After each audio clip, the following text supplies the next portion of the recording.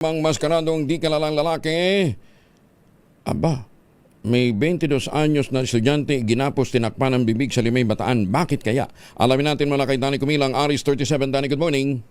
Pwersahang pinasok ng 5 maskaradong di kilalang lalaki ang tahanan ng isang 22 anyos na estudyante at iginapos ito at saka tinakpan ang bibig sa Armanbil Subdivision, Barangay San Francisco, Limay, Bataan, alas 3:35 kahapon ng hapon. Ayon sa ulat, illegal na pumasok ang mga sospek sa tirahan mismo ng biktima at makalipas ang ilang minuto matapos igapos at takpan ang bibig ng biktima, tumakas ang mga ito at lulan ng isang Toyota Innova na kulay silver na naplakahan na BFF 497. Wala namang naiulat na nawawalang gamit o pinsala sa biktima.